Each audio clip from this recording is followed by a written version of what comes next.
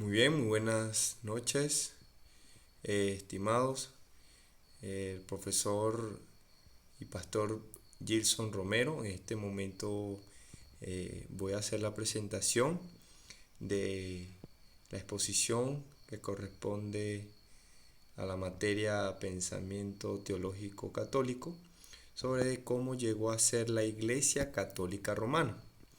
Y es por eso que en este momento, ¿verdad? Vamos a iniciar con la presentación, sí, en representación del alumno Abdiel Terán del Seminario Teológico Adventista de Venezuela. Y eso es por eso que podemos encontrar que el fundamento de la iglesia ha sido siempre Cristo. Al hablar, ¿verdad? En este caso de la iglesia cristiana, quien su fundamento es Cristo, no hablando de la iglesia cristiana sin Cristo. Eh, Esto es tomando como declaración que en los evangelios, como lo declara las palabras de Jesús, ¿verdad? La institucionalidad de la iglesia en Mateo 16-18, como lo podemos ver, nos dice: y yo también te digo que tú eres Pedro, y sobre esta roca edificaré mi iglesia, y las puertas del Hades no prevalecerán contra ella. Esto nos muestra también la pertenencia de la iglesia a Cristo mismo, es decir, que la misma iglesia es propiedad de Cristo. Asimismo, Jesús llamó a sus 12 discípulos para que estuvieran con él al enviarlos a predicar, a llevar el evangelio. Siendo así que los mismos que consideró discípulos se convirtieron después en apóstoles. Por lo tanto, la iglesia le pertenece a Cristo. Este mismo proceso de crecimiento de la iglesia levantó la persecución a la iglesia como grupo que se reunía, como se puede ver, para el propósito de Dios de llevar el evangelio. Una evidencia clara de esto es el mártir cristiano, como lo recordamos, como lo encontramos en las escrituras, Esteban, quien murió lapidado por su fe. ¿Sí? Es allí donde continuamos con el crecimiento, o al crecimiento de la iglesia persistía la persecución de la misma. Eh, y es aquí, ¿verdad?, donde en el auge o crecimiento de la iglesia cristiana se dio por varios siglos. En la persecución a los cristianos tomaban a los mismos como antorchas humanas, los quemaban en las ciudades, ¿verdad? Como señal de sus pecados o herejías, ¿sí? También podemos recordar que en el Coliseo usaban a los cristianos para carnada de los animales. Siendo así, de esta forma, la iglesia, a pesar de la persecución, crecía, se fortalecía a pesar de las atrocidades, de las persecuciones que hacían con ellos, así como lo podemos ver en las imágenes. ¿Sí? Era interesante poder saber que a pesar de la persecución, a pesar de que había estas atrocidades de muerte hacia los cristianos, la iglesia no dejaba de crecer, no dejaba de eh, seguir con su fundamento en Cristo y en su creencia y en su fe. Eh, como la iglesia cristiana llegó a ser católica, podemos encontrar, ¿verdad?, que se presentan ciertos cambios con el emperador Augusto, ¿sí? Se ensancharon los límites de Roma eh, en todos sus alrededores, ¿verdad? También los éxitos en la conquista del Imperio Romano llegó a abarcar mucho espacio, ¿verdad? Muchas de las costumbres y tradiciones fueron incorporadas al cristianismo, ¿sí?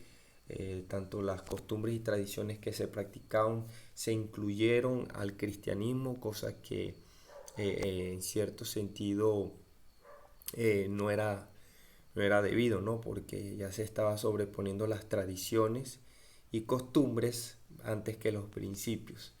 Y se colocó, ¿verdad?, el culto al emperador romano, a Julio César. Esta fue una de las cosas que la iglesia comenzó también a practicar para cosa que anteriormente no se practicaba en ella. ¿Sí? ¿Cómo la iglesia llegó a ser romana? Continuamos que esto se remonta en el siglo III y IV, ¿verdad? En este momento vamos a hablar un poco de cómo la iglesia llegó a ser romana en estos siglos.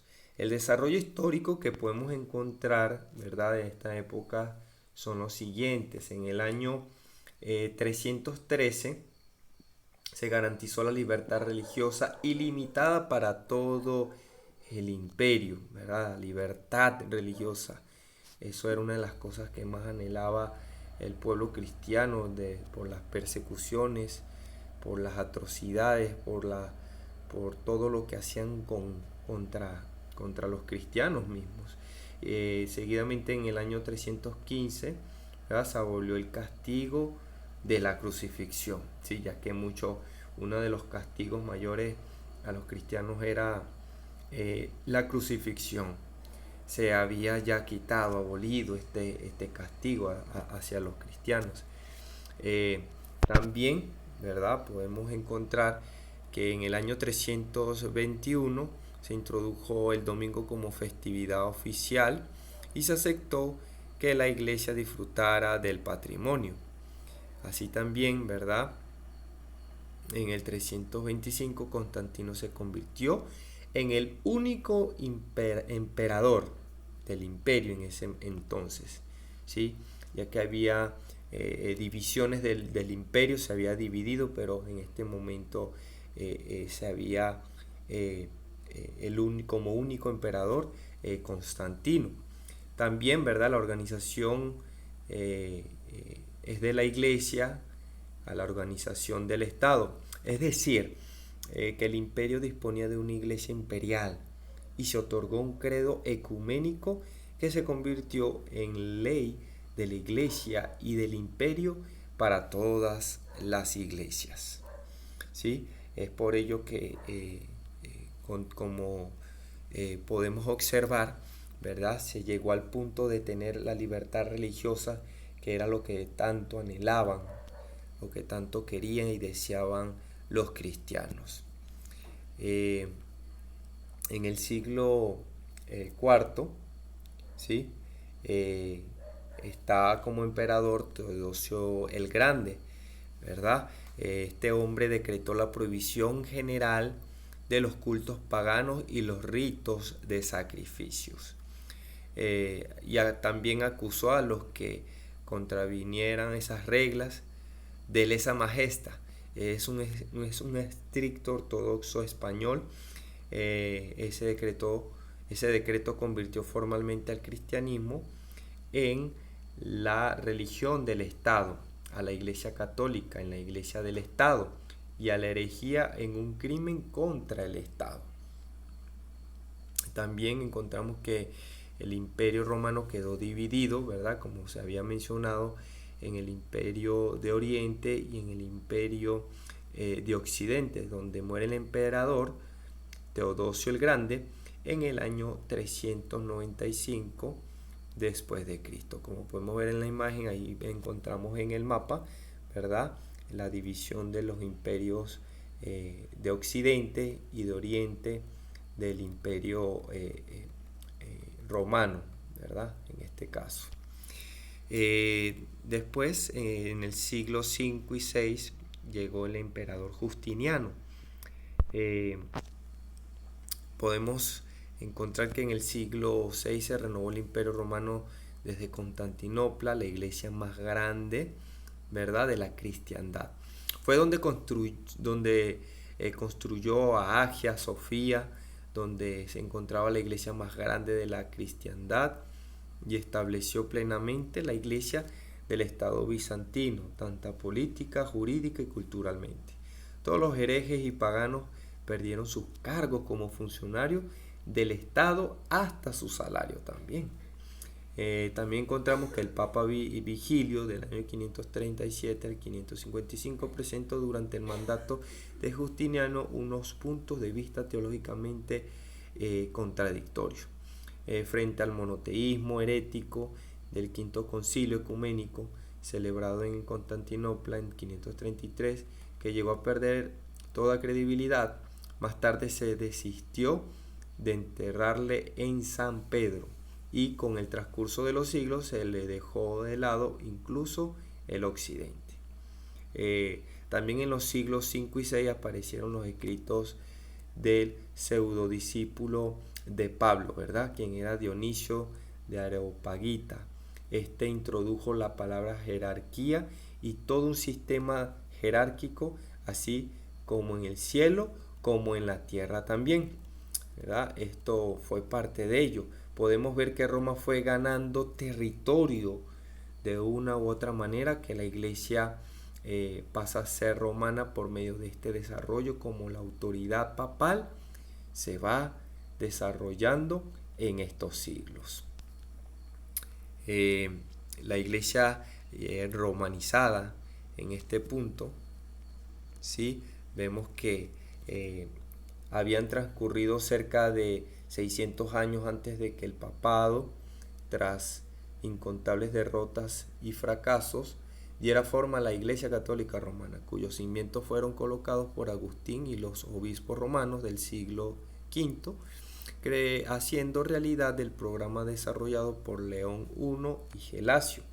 También, ¿verdad?, el objetivo de ese programa era el gobierno único del Papa sobre la Iglesia y sobre el mundo, tal y como supuestamente había establecido el apóstol Pedro e incluso el mismo Jesucristo. La iglesia era ahora romana hasta la médula, podría decirse.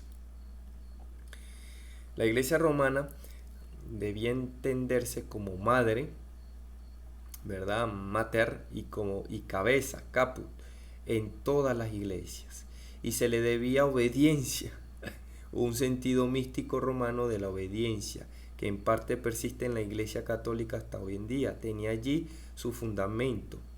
La obediencia a Dios debía ser obediencia a la Iglesia, y la obediencia a la Iglesia, obediencia al Papa.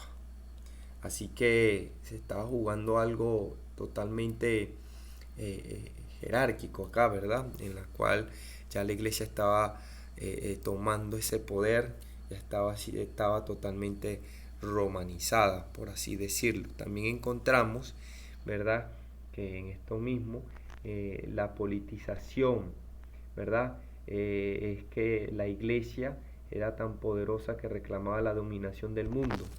En la iglesia primitiva y en la iglesia bizantina, el poder de la iglesia quedaba sujeto a un sistema de sinfonía y armonía, una sociedad en la cual el poder temporal dominaba de hecho al poder espiritual. Fíjense ustedes cómo era esto. Según el punto de vista papal, ¿verdad?, como siguiente punto, los emperadores y los reyes quedaban subordinados al Papa por su condición de pecadores. También en los siglos posteriores intervendrían los papas constantemente en los asuntos mundanos, directa o indirectamente también. Así que esto ya estaba presentándose en la iglesia católica, ¿sí? Como punto, ¿verdad?, finalizando sobre este tema, ¿verdad?, los herejes y la Inquisición. Encontramos que después de los decenios de 1170 y 1180, dos grandes movimientos disidentes centrados en la penitencia y en la pobreza se desarrollaron hasta suponer una amenaza para el sistema romano. Es decir, una oposición organizada en el seno de la iglesia, enfrentándose a un cristianismo cuya ley eclesial se había tornado rígida. a los ricos monasterios y a un clero de edad avanzada que vivía rodeado de lujos y descuidaba su deber de predicación. Estos movimientos adoptaron como programa los lemas de predicación laica y pobreza apostólica, ¿verdad? Encontramos también que después aparecieron los valdenses, propios de Occidente, que surgieron como una hermandad de ascetas laicos en torno al rico mercader Baldo de León. Convertido al sermón de la montaña, Baldo distribuyó su riqueza entre los pobres. De nuevo se produjo una controversia con la jerarquía sobre la predicación laica. Muchos adoptaron posturas radicales al verse excluidos de la iglesia. Surgió una iglesia laica bien diferenciada, dotada de su propia liturgia, administración y sacramentos, una eucaristía laica y una prédica laica. Los valdenses rechazaban los juramentos al servicio de las armas, los altares, las edificaciones eclesiásticas, la veneración de la cruz, la idea del purgatorio y la pena de muerte, ¿sí? Podemos también ver que fueron impulsados por su afán de erradicar las amenazas heréticas. Obispos y papas, reyes y emperadores prepararon lo que llenaría muchas de las páginas más terribles de la historia de la iglesia con el terrorífico nombre de la Inquisición, ¿verdad? La conocida Inquisición. Ahí podemos ver, ¿verdad?, unas imágenes de lo que se hacía en la Inquisición, ¿verdad? La sistemática persecución de los herejes por parte de un tribunal eclesiástico que disfrutó del apoyo no solo del poder secular, sino también de amplios sectores de la población, que a menudo esperaban con ansia la ejecución de los herejes. La Inquisición llegaría a convertirse en una característica esencial de la Iglesia Católica Romana, ¿verdad? Podemos ver también que eran condenados los herejes por la Iglesia, debían ser entregados a un tribunal secular para una muerte cruel o al menos para que se les cortara la lengua. Inocencio IV en particular, un gran papa jurista, fue más allá. Autorizó a la Inquisición a que permitiera a las autoridades seculares la tortura para arrancar confesiones, los tormentos físicos que esto causó a las víctimas de la Inquisición sobrepasan cualquier descripción, ¿sí? Y en lo que respecta a los fieles, no debían discutir la fe en público ni en privado. Fíjense ustedes, la privatización de predicar de su fe, de demostrarla. Debían denunciar a todos aquellos sospechosos de herejía.